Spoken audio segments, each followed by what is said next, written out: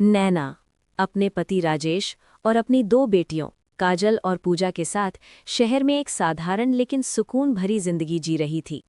सुबह बच्चों की हंसी से शुरू होती थी और रात परिवार के साथ बिताई गई शांति में खत्म होती थी।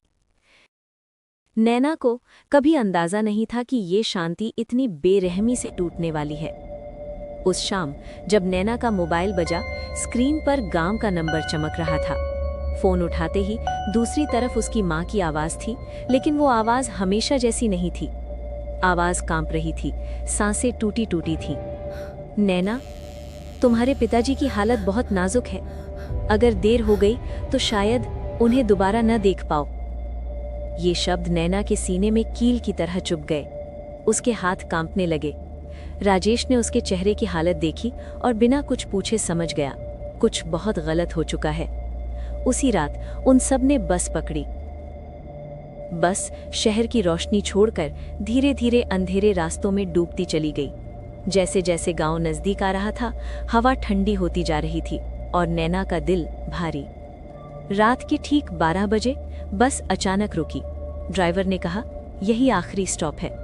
बस आगे बढ़ गई और वे सब अकेले रह गए। चारों तरफ घना अंधेरा, न कुत्तों के भौंकने की आवाज, न झींगरों की, सिर्फ एक अजीब सा दबाव भरा सन्नाटा, जैसे पूरी जगह सांस रोके खड़ी हो। गांव में पहला कदम रखते ही नैना को अजीब सी सिहरन हुई। राजेश ने उसका हाथ कसकर पकड़ा। चारों धीरे धीरे आगे बढ़ रहे थे। तभी नैना को लगा जैसे पीछे कदमों की आवाज थी। उसने पलटकर देखा और उसका दिल धक से रह गया। काजल, पूजा गायब थीं। नैना की चीख गले में ही अटक गई। राजेश चारों तरफ टॉर्च से देखने लगा। नाम पुकारे गए, आवाजें गूंजी, लेकिन जवाब सिर्फ सन्नाटा। डरते डरते वे आगे बढ़े और एक पतली गली के पास पहुंचे। गली के उस पार खुला मैदान था और तभी अंधेरे से कोई लड़खड़ाता हुआ बाहर आया। वो पूजा थी। उसकी आंखें खुली थीं, लेकिन उनमें कोई चमक नहीं थी। चेहरा भावहीन, शरीर ढीला। वो सीधे आगे बढ़ती जा रही थी। नैना ने उसका नाम पुकारा, लेकिन पूजा ने सुना ही नहीं। राजेश भागा, उसे गोद में उठाया। उसका शरीर बर्फ जैसा ठंडा था। वे आगे बढ़े और देखा मैदान में काजल अकेली खड़ी थी। हवा उसके बालों से खेल रही थी, लेकिन वो हिल नहीं रही थी। उसकी आंखें एक ही दिशा में जमी हुई थीं। नैना ने उसे खींचकर पीछे किया और तभी उसने देखा वो कुआं, पुराना, चौकोर और डरावना। कुएं से सीलन और सड़े पानी की बदबू आ रही थी। नैना ने कुएं में झांका और उसकी सांस रुक गई। सीढ़ियों पर एक जवान लड़की बैठी थी। न हिल रही थी, न बोल रही थी, बस टकटकी लगाए देख रही थी। नैना को लगा ये कोई भटकी हुई लड़की है। वो उसकी मदद के लिए आगे बढ़ी। तभी कुएं से पानी के हिलने की आवाज आई। नीचे पानी के पास एक औरत बैठी थी। मुड़ा हुआ शरीर, लंबे उलझे बाल और आंखों में भूख। नैना तुरंत पीछे हटी और उसी पल चांद बादलों में छिप गया। अंधेरा जैसे उन्हें निगल गया। बिजली कड़की और उस रोशनी में वही लड़की अब इंसान नहीं लग रही थी। उस 2 सेकंड की बिजली की रोशनी में नैना ने जो देखा वो इंसान नहीं था। वो लड़की अब इंसान जैसी नहीं दिखती थी। उसका चेहरा पूरी तरह सड़ चुका था। त्वचा जगह जगह से लटक रही थी। आंखें अंगारों की तरह लाल और मुंह से सड़ी हुई बदबू निकल रही थी। नैना की सांस सीने में ही अटक गई। छपाक छपाक, कुएं के गहरे पानी में कुछ भारी गिरने की आवाज आई। पहले एक, फिर दूसरी, और उसी पल सब कुछ शांत। जब बादलों के पीछे से चांद की रोशनी लौटी तो कुएं की सीढ़ियां खाली थीं। वो दोनों औरतें गायब हो चुकी थीं, लेकिन डर अब जिंदा था। भागो! राजेश की कांपती आवाज गूंजी। नैना, राजेश और दोनों बच्चियां पूरी ताकत से भागने लगे, लेकिन जैसे ही वे आगे बढ़ते, रास्ता घूमकर उन्हें वापस उसी मनहूस कुएं के सामने ला खड़ा करता। चारों तरफ से शैतानी हंसी गूंजने लगी, कभी दाएं, कभी बाएं, कभी बिल्कुल कान के पास। जैसे अंधेरा उनसे खेल रहा हो। अचानक उनके सामने उस लड़की का विशाल भयानक चेहरा हवा में दिखा। वे सब दहशत से वहीं गिर पड़े। गिरने के कारण नैना के सिर पर चोट लग गई और खून बहने लगा, और देखते ही देखते वो कुछ समय के लिए बेहोश हो गई। अचानक सब कुछ काला हो गया और कुछ समय बाद नैना की आंख खुली। वो जमीन पर पड़ी थी। उसके चारों तरफ राजेश, काजल और पूजा सब बेहोश थे। वे एक विशाल बरगद के पेड़ के नीचे थे। हवा भारी थी और बदबू सांस लेना मुश्किल कर रही थी। टप टप नैना के हाथ पर कुछ गर्म गिरा। उसने धीरे धीरे अपनी हथेली देखी। खून ताजा, गर्म और धीरे धीरे टपकता हुआ। डरते डरते नैना ने ऊपर देखा। बरगद की सबसे ऊंची डाल पर वही लड़की लेकिन भयानक रूप में बैठी हुई थी। उसका पूरा चेहरा ताजे खून से सना हुआ था। खून उसके मुंह से टपक रहा था और वही खून नैना पर गिर रहा था। उसकी आंखें सीधे नैना को देख रही थीं, बिल्कुल स्थिर। उठो, भागो, नैना चीखी। सब जैसे तैसे उठे और भागने लगे। तभी धड़ाम, जमीन फट गई। बरगद की मोटी जड़ें जहरीले सांपों की तरह बाहर निकली और राजेश के पैरों में लिपट गईं। राजेश कुछ समझ पाता उससे पहले ही जड़ें उसके पूरे शरीर को जकड़ चुकी थीं। वो जमीन से उठाया गया और हवा में उल्टा लटका दिया गया। राजेश की चीख गले में ही दम तोड़ गई। वो शैतानी लड़की पेड़ की डालियों से रेंगती हुई नीचे आई। उसने राजेश की तरफ देखा और एक भयानक तरीके से हंसने लगी। उसने हाथ से एक इशारा किया और राजेश हवा में ही सीधा हो गया। नैना उसकी तरफ भागी, लेकिन बहुत देर हो चुकी थी। उस चुड़ैल ने राजेश को गले से पकड़कर उठाया। राजेश तड़प रहा था।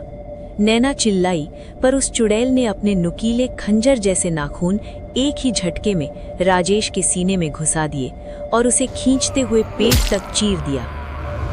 खून की धार जमीन पर गिर पड़ी। राजेश की दर्दनाक चीखें पूरे इलाके में गूंज उठीं और उसी वक्त राजेश की तड़प तड़प कर दर्दनाक मौत हो गई। ये भयानक दृश्य देखकर नैना जोर जोर से रोने लगी। उसकी आंखों के सामने सब कुछ धुंधला हो गया। तभी उसने पीछे देखा। ताजल के पीछे वो दूसरी औरत आ रही थी, बूढ़ी, विकृत, कुएं की आत्मा। नैना कुछ बोल पाती तब तक उसने धीरे से काजल के सिर पर अपना सूखा हुआ हाथ रखा और गायब हो गई। नैना को कुछ समझ नहीं आया। वो आसपास देखने लगी। इतने में उसकी नजर काजल पर जाकर टिकी। काजल की आंखें खाली हो गईं। वो मुड़ी और रोबोट की तरह कुएं की ओर चलने लगी। काजल, रुक जाओ, नैना चीखती रही, लेकिन काजल नहीं रुकी। नैना अपनी पूरी ताकत से उठी और काजल को रोकने के लिए भागी, लेकिन काजल कुएं के किनारे पहुंची और एक बार पीछे मुड़कर रहस्यमयी तरीके से हंसी और फिर बिना एक पल सोचे उस अंधेरे गड्ढे में छलांग लगा दी। नैना के पहुंचने से पहले ही सब कुछ खत्म हो चुका था।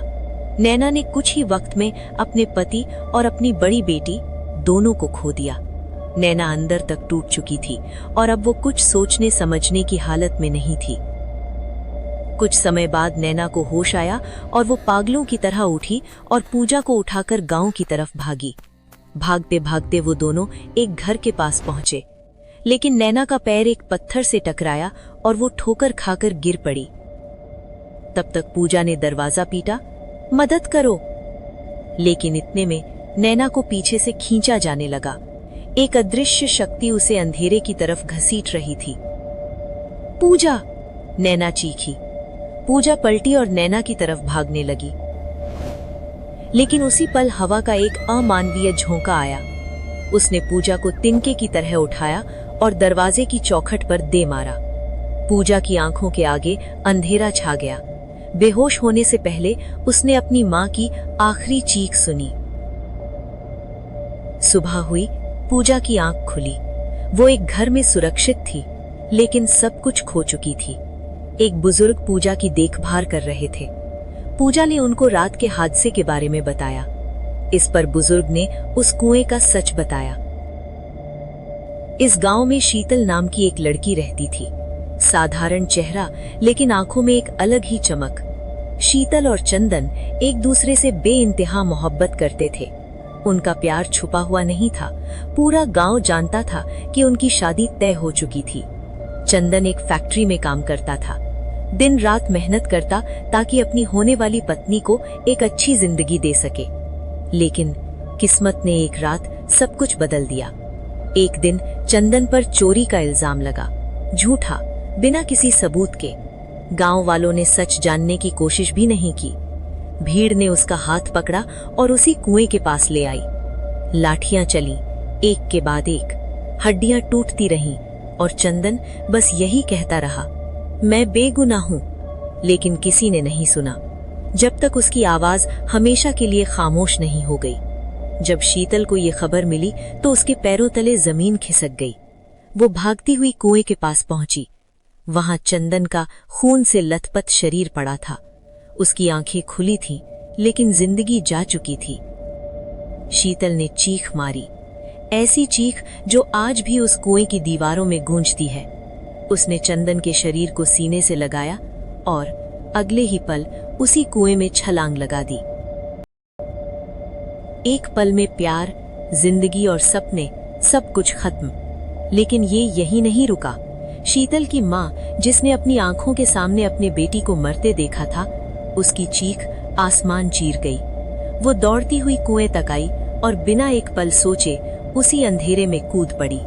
उस दिन कुएं ने 2 जिंदगियां नहीं, 2 आत्माएं निगल ली। बुजुर्ग ने गहरी सांस ली। तब से ये जगह शापित है। शीतल किसी पति पत्नी को एक साथ नहीं देख सकती और उसकी माँ किसी माँ को अपनी बेटी के साथ जिंदा नहीं देख सकती। इसलिए उस रात शीतल ने राजेश को मारा और उसकी माँ ने नैना के सामने उसकी बेटी छीन ली। ये सब सुनकर पूजा बहुत डर गई। पूजा अब उठकर घर के बाहर आई और देखी कि गांव के सभी लोग एक जगह पर इकट्ठा हुए हैं। पूजा ने वहां जाकर देखा तो गांव के बीचों बीच 3 लाशें रखी थीं। खून से लथपथ राजेश, नैना और काजल। ये दृश्य देखकर पूजा बेहोश होकर गिर पड़ी। गांव वालों ने पूजा को उसके नाना नानी के घर पहुंचाया, लेकिन उस रात ने उससे सब कुछ छीन लिया। पूजा कई दिनों तक गहरे सदमे में रही। उसकी हालत देखकर नाना नानी ने उसे उस भयानक जगह से दूर शहर में उसके चाचा के घर भेज दिया। लेकिन पूजा उस भयानक रात को कभी भूल ही नहीं पाई और उस घटना ने उसे हमेशा के लिए अकेला छोड़ दिया।